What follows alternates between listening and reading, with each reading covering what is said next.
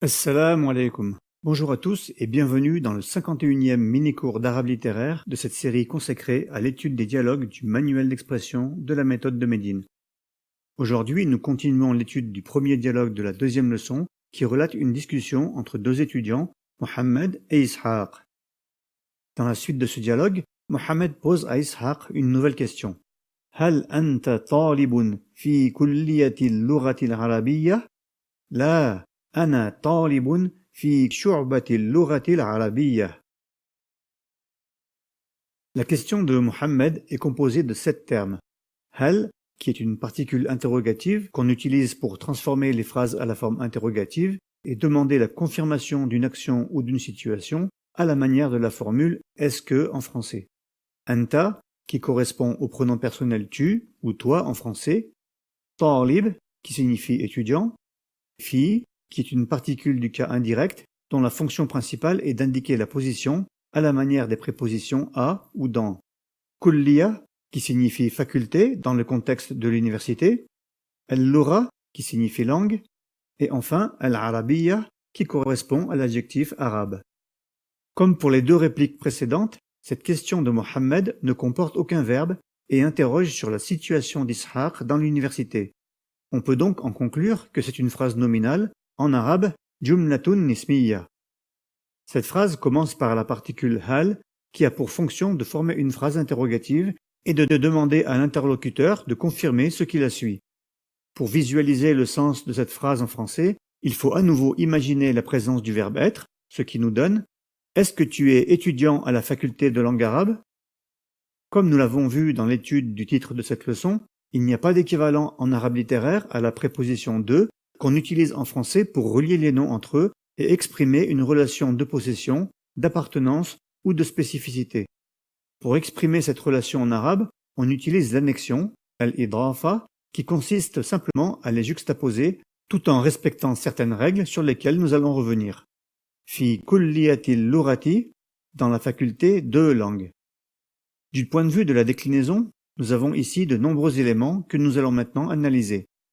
Après la particule interrogative hal, qui est invariable, nous avons le pronom personnel anta, qui est le sujet de cette phrase nominale, al-mubtada, puisqu'il représente Ishaq et que c'est à son sujet que Mohammed pose cette question. Comme c'est un pronom personnel, il est également invariable et sa terminaison n'est donc pas affectée par la déclinaison. Vient ensuite le nom talib, qui remplit la fonction de khabar, puisque Mohammed, dans sa question, cherche à confirmer le fait qu'Ishaq soit étudiant. Pour le vérifier, il suffit d'effacer les autres éléments de la phrase pour constater que la phrase est bien complète. Hal anta talib, est-ce que tu es étudiant? Par sa fonction de khabar, le nom talib est donc au cas de déclinaison régulier, comme l'indique la voyelle dhamma que l'on trouve à sa terminaison. Nous avons ensuite la particule fi, qui est une particule du cas indirect, qu'on appelle en arabe harful jar. Comme toutes les autres particules, elle est invariable, mais elle implique que le nom qui la suit soit au cas de déclinaison indirecte, comme l'indique la voyelle kasra, que l'on trouve à la terminaison du nom kulliya, qui signifie faculté. Fi kulliyati. Ce nom kulliya est lui-même annexé au nom al-lugha qui lui fait suite pour indiquer que la faculté est consacrée à la langue. Comme nous l'avons vu dans les cours 47 et 48, cette position de mudaf lui interdit d'avoir la particule alif lam à son début et le tanwin, la double voyelle, à sa terminaison. Fi kulliyatil lughati, dans la faculté de langue. Le nom al-lugha est donc annexant, mudafun ilayhi, et il est par conséquent au cas de déclinaison indirecte, comme l'indique la voyelle kasra à sa terminaison. Enfin, la phrase termine par l'adjectif al-arabiyya, qui qualifie le nom al-lugha et s'accorde avec lui en genre, en nombre, en définition et en déclinaison. Il est donc lui aussi au cas de déclinaison indirecte, marqué par la voyelle kasra à sa terminaison. Fi kulliyatil lughatil arabiyyati, dans la faculté de langue arabe. Pour résumer, nous avons dans cette phrase 3 mots invariables qui ne sont donc pas affectés par la déclinaison. Les deux particules hal et fi, et le pronom personnel anta, qui remplit la fonction de mubtada, puisque c'est à son sujet que la question est posée. Tous les autres noms de cette phrase sont déclinables. Le nom talib, qui remplit la fonction de khabar, est au cas de déclinaison régulier, marqué par la voyelle dhamma. Le nom kulliya est au cas de déclinaison indirecte, marqué par la voyelle kasra, puisqu'il est précédé de la particule du cas indirect fi. Le nom al-lugha est mudafun ilayhi, puisqu'il annexe le nom qui le précède et se retrouve donc au cas de déclinaison indirecte marqué par la voyelle kasra. Enfin, l'adjectif al-arabiyya est également au cas de déclinaison indirecte marqué par la voyelle kasra, puisqu'il s'accorde avec le nom al-lugha qu'il qualifie. L'ensemble nous donne donc hal anta talibun fi kulliyati al-lughati al-arabiyyati. Dans cette phrase, j'ai prononcé toutes les voyelles afin de mettre en évidence toutes les règles de déclinaison qu'elle contient. Dans la conversation courante, on ne prononce pas la voyelle finale du mot sur lequel on fait la pause, et comme le dernier mot de la phrase termine par la lettre ta marbuta, on prononce cette dernière comme la lettre ha. Dans le dialogue, Muhammad interroge donc Ishaq en disant Hal anta talibun fi kulliyati al-lughati al-arabiyya? Est-ce que tu es étudiant à la faculté de langue arabe? Intéressons-nous maintenant à la réponse d'Ishaq à Mohammed, qu'il interrogeait sur le lieu de ses études. La ana talibun fi shu'bati al-lughati al-arabiyya.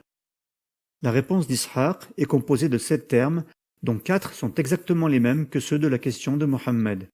En effet, les 3 mots qui changent sont uniquement la, qui est une particule qui peut remplir différentes fonctions en arabe, mais dont le rôle ici consiste à indiquer une réponse négative à la manière de l'adverbe non en français. Ana, qui correspond au pronom personnel je ou moi en français, et shurba, qui signifie institut. Ishaq répond donc par la négative à l'aide de la particule la, qui est invariable, et il indique à Mohammed qu'il n'est pas étudiant à la faculté, mais à l'Institut de langue arabe. Dans le contexte de l'université de Médine, Shurbatul Lughatil Arabiyya, l'Institut de langue arabe, est destiné à enseigner la langue arabe aux étudiants non arabophones afin de les préparer à poursuivre leurs études dans les différentes facultés qui sont proposées, comme par exemple Kulliyatul Lughatil Arabiyya, la faculté de langue arabe. Du point de vue de la déclinaison, on retrouve dans la réponse d'Ishaq les mêmes fonctions grammaticales aux mêmes places que dans la question de Mohammed. Nous avons à nouveau 3 mots invariables qui ne sont pas affectés par la déclinaison. Il s'agit des particules la et fi et du pronom personnel ana qui remplit la fonction de mubtada puisqu'Ishaq s'exprime ici au sujet de sa propre situation. Les autres noms sont déclinables. Le nom talib qui remplit à nouveau la fonction de khabar et qui est donc au cas de déclinaison régulier marqué par la voyelle dhamma. Le nom shurba qui est au cas de déclinaison indirecte marqué par la voyelle kasra puisqu'il est précédé de la particule du cas indirect fi. Le nom al-lugha qui est mudafun ilayhi puisqu'il annexe le nom qui le précède et se retrouve au cas de déclinaison indirecte marqué par la voyelle kasra. Enfin, l'adjectif al-arabiyya est également au cas de déclinaison indirecte marqué par la voyelle kasra puisqu'il s'accorde avec le nom al-lugha qu'il qualifie. Ana talibun fi shu'batil lughatil arabiyyati. Ou plus exactement à l'oral, Ana talibun fi shu'batil lughatil arabiyya. Je suis étudiant à l'Institut de langue arabe. Ce qui est intéressant dans cette phrase, c'est qu'elle nous permet d'observer les 3 fonctions grammaticales qui impliquent le cas de déclinaison indirecte qui est, sauf exception, marqué par la voyelle kasra. La première, c'est lorsqu'un nom est précédé d'une particule du cas indirect, harful jar, comme c'est ici le cas du nom shurba, qui est précédé de la particule fi. La deuxième fonction qui implique le cas indirect, c'est lorsque le nom est mudafun ilayhi, c'est-à-dire annexant, pour indiquer que le nom qui le précède est en relation avec lui. C'est le cas dans cette phrase du nom al-lugha, qui est annexant du nom shurba, puisque l'institut est consacré à la langue. Enfin, la dernière possibilité, c'est lorsqu'un nom s'accorde avec un nom qui est lui-même au cas indirect. C'est le cas ici de l'adjectif al-arabiyya, qui qualifie le nom al-lugha et s'accorde avec lui au cas indirect. Ces 3 noms sont tous au cas indirect et leurs terminaisons sont toutes marquées par la voyelle kasra. Il existe donc en arabe littéraire seulement 3 fonctions grammaticales qui permettent le cas de déclinaison indirecte. Le nom précédé d'une particule du cas indirect, appelé harful jar, le nom annexant, al-mudafu ilayhi, et le nom qui s'accorde avec un autre nom au cas indirect, comme c'est ici le cas de l'adjectif qualificatif, an-na'at. Sur le modèle de cette phrase, vous pouvez indiquer le lieu de vos études ou encore votre situation professionnelle en accordant al-khabar si vous êtes une femme et en ajoutant un adjectif s'il est nécessaire de le préciser. Ana talibun fi kulliyatil adab. Je suis étudiant à la faculté de littérature. Ana talibatun fi kulliyatil adabil faransi. Je suis étudiante à la faculté de littérature française. Ana muhandisun fi wizarati zira'a. Je suis ingénieur au ministère de l'Agriculture.